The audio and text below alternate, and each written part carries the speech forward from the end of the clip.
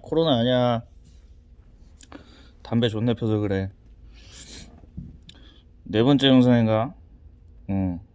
폭스, 락샥, 말조지, 쇼바 브랜드들의 특성 차이, 코일샥과 에어샥에 대한 견해를 얘기해달라고 하셨어. 일단은 나는 시발 존나 자전거 이거 있었고 존나 꼰대야. 올드스쿨. 올드스쿨인 게 왜 이 얘기를 했냐면은 내가 옛날에는 MTB를 거의 위주로 탔었거든. 근데 요즘에는 뭐 MTB도 거의 안 탔고 아예 그냥 눈길도 끊었고 그래서 최신형 샥들에 대해서 관심을 끊은 지가 좀 됐어. 그래서 근데 이 쇼바들이 계속 발전을 하잖아 이게. 그래가지고 과거에는 코일샥과 에어샥의 장단점이나 특성 차이가 좀 굉장히 뚜렷하게 나기도 했었고, 쇼바 이게 기술도 시간이 갈수록 상향 평준화가 되다 보니까 예전에는 이게 샥 브랜드들의 이 특성 차이도 좀 성능 차이도 좀 제법 있었거든, 브랜드에 따라서. 요즘에는 근데 뭐 안 좋다 할 만한 게 딱히 없어. 하지만 그래도 나름 내가 알고 있는 거를 기반으로 얘기를 좀 해보자면, 일단 말조지는 존나 좋은 쇼바임에 틀림이 없어. 존나 명품이고, 본래 이제 얘네가 오리지널이 이탈리아 브랜드지. 얘네가 오프로드 오토바이 쪽에서도 굉장히 이제 엄청 명성을 날리고 이제 좋았던 쇼바고, 자동차 버기카 같은 데서도 이제 쓰고 그랬지. 지금 폭스샥도 마찬가지고.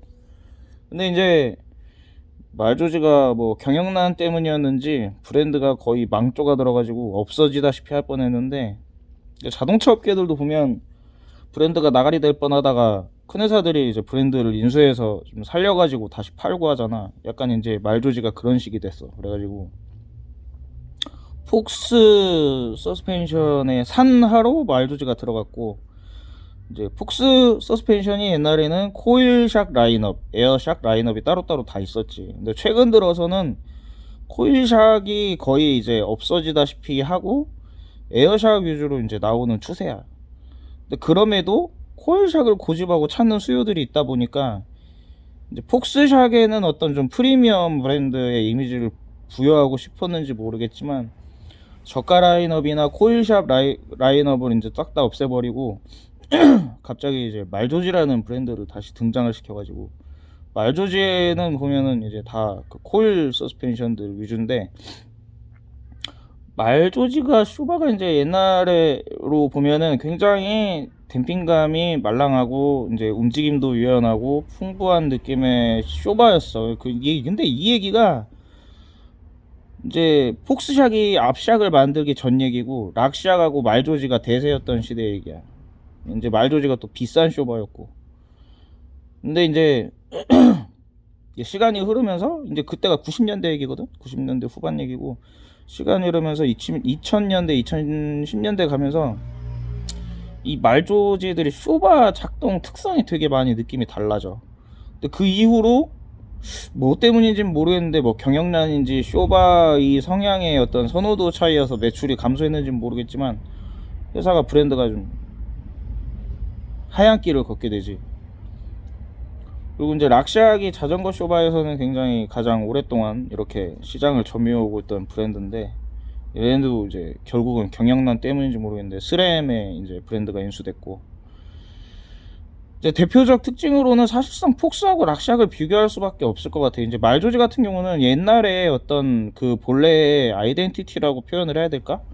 그런 게 거의 다 없어졌고, 사실상 폭스의 기술과 폭스의 메커니즘이 투입된 폭스의 자체의 어떤 가지고 있는 이 댐퍼들이 활용된 코일 서스펜션, 사실상 이제 껍데기만 말조지인 폭스의 코일샵 라인업이라고 보는 게 맞다고 봐. 그래서 뭐 말조지를 내가 실제 써보지 않아서 사실 이게 예측하지만은 이게 뇌피셜밖에 안 되는데, 내가 봤을 때는 과거의 폭스샥의 어떤 코일샥의 댐핑감을 갖고 있지 않을까라고 생각하는데, 이건 좀 확인이 필요해. 예측일 뿐이야. 그리고 이제 사실상 이제 쇼바 브랜드의 특성 차이는, 이제 말조지하고 폭스는 어떤 모델 라인업을 구분 짓는 걸로밖에 안 돼 버리는 개념이지 브랜드의 개념이 아니라 사실상 그렇게 되는 거고, 폭스하고 락샥은 본래 특성이 뭐냐면은, 폭스샥은 예전부터 우리 한국 동호인들이 굉장히 많이 선호하는 쇼바야. 왜냐면은 이 작동감의 특성 때문에 그러는데, 락샥보다는 폭스가 풍부한 댐핑감을 가지고 있고, 얘네들이 초반 압력하고 후반 압력이 계속 꾸준하게 동일하게 들어가는 듯한 느낌을 주는 특성을 가져. 근데 그에 반해서 락샥은 초반에 들어가는 압력하고 후반에 들어가는 압력, 거의 다 눌렸을 때 압력이 좀 차이가 좀 다른 면이 있고, 그런데 그 부분에 있어서는 어찌 보면은 폭스샥이 낫다고 할 수도 있겠지만, 내 개인적으로는 이제 좀 범프가 심한 데 들어갈 때 이 리바운드 세팅 차이도 있고 컴프레션 댐퍼의 세팅 차이도 있을 수 있는데, 기본적인 샥의 느낌 차이가, 폭스샥은 이제 약간 뭐랄까 내 취향은 아니기는 해. 나는 일단 반복되는 이 범프가 있을 때는 좀 락샥 쪽이 오히려 리바운드를 살짝 주기더라도 버텨주는 맛이 있어서 좀 더 좋은데,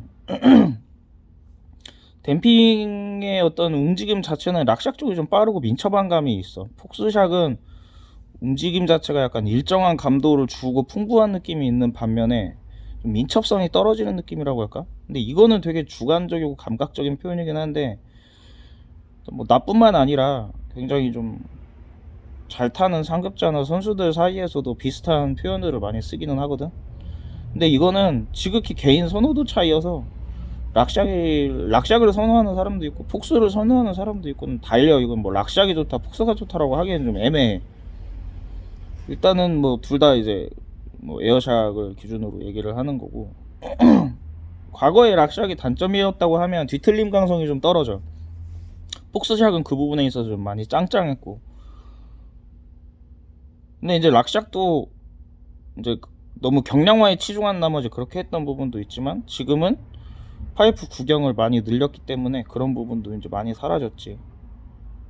근데 최근에 어떤 샥의 이런 상품성들을 보면 브랜드를 굳이 이걸 구분할 필요가 있나 싶을 정도로 다들 너무 좋아서, 딱히 브랜드의 특성이나 성능을 구분하는 게 별 의미가 없는 것 같아. 옛날 같은 경우는 나는 락샥을 더 좋아하긴 했었어. 근데 뭐 폭스샥도 워낙에 좋고, 댐퍼의 유압 장치들을 이용해서 움직임의 성향을 제어하는 게 워낙에 이게 스펙트럼이 넓다 보니까 세팅을 자기 입맛에 맞게 하기가 되게 용이하고, 락샥도 과거의 그런 특성들이 희석됐다고 해야 되나 개선됐다고 해야 되나 많이 좋아져서, 어 이제 뭐 브랜드에 대한 생각은 이제 이 정도고, 코일샥하고 에어샥은 아까 좀 폭스샥과 락샥의 차이랑 약간, 이렇게 정리하면 좀 애매하긴 하지만 하여튼 느낌적으로는 봤을 때 그 차이랑 좀 비슷한 특성이 있어. 원래는 그러니까 폭스샥이 어떻게 봤을 땐 에어샥을 되게 잘 만들었다고 볼 수가 있는 게, 에어샥이 원래 들어갈 때 이제 에어잖아. 말 그대로 공을 생각하면 압축을 가하면 가할수록 견디는 압이 강해지잖아. 원래는 그렇거든. 그래서 에어샥도 초반에 들어가는 받는 압력이랑 후반에 받는 압력이 다르기 때문에, 이게 오프로드 쪽 자동차건 뭐 바이크던 이런 데서도 다 코일샥을, 에어샥이 나오고 막 에어샥이 함에도 이제 코일샥을 많이 썼다고. 왜냐면은 초반의 압력이랑 후반의 압력이 동일하기도 하고 되게 이제 민첩하게 작동을 해. 그러니까 이제 공기 에어 스프링의 어떤 가지는 특유의 단점, 쇼바로스의 역할을 하는 데 있어서 코일이 더 적당했기 때문에 코일샥을 이제 오프로드 쪽에서 많이 썼던 건데, 지금 에어샥들이 그런 단점들이 엄청 많이 없어졌어. 그러니까 코일샥을 수요가 많이 줄어든 거야. 코일샥 시장이 작아진 거야. 그러면서 이제 무게가 가볍고, 이제 그 다음에 세팅의 편의성이 좋잖아. 체중에 따라서 이제 스프링을 막 존나 뜯어가지고 바꿀 필요도 없고, 이건 뭐 공기압만 조절하고 유압 세팅만 다시 바꿔주면 세팅값을 맞출 수 있으니까 편리하고, 또 그때 코스 특성에 따라서 세팅을 바꾸기가 수월하니까 에어샥으로 가는 거지. 나부터도 내가 뭐 다운힐을 타든 올마운틴을 타든 지금 이제 코일샥을 탈 필요가 없다고 생각을 해. 에어샥이 낫지. 세팅하기도 편하고 세팅값 바꿔주기도 편하고 코일샥보다 무게도 가볍고, 에어샥이 난 낫다고 봐. 원래 이제 코일샥이 가졌던 장점과 에어샥이 가졌던 장점이 현대 지금에 와서는 거의 그 단점들이 서로 다 이제 없어지고, 에어샥으로 이제 코일샥의 어떤 특성을 다 커버하는 시대가 왔기 때문에 에어샥도 뭐 초반 담력이나 후반 담력이 일정하게 이제 들어와 줄 정도로 이렇게 많이 훌륭해졌고, 시스템이, 나도 원리는 모르겠어 어떻게 그렇게 만들었는지. 그리고 이제 뭐 이 초반의 담력이나 후반의 담력, 저속 압축이나 고속 압축에서의 이런 기능들을 이제 유압 장치로서 이제 다 이거를 사용자의 입맛에 맞게 변화를 줄 수 있고 세팅이 가능하니까 에어샥이 가졌던 특성의 단점이 많이 없어져 버려서 충분히 코일샥의 느낌으로 에어샥을 탈 수 있기 때문에 지금 시대에서는 굳이 코일샥을 고집할 필요가 없다고 나는 생각을 해. 뭐 이 이상의 전문적인 내용은 뭐 난 모르겠어. 서스펜션 전문가는 아니니까. 하지만 내가 아는 지식에서는 뭐 난 그렇다고 봐.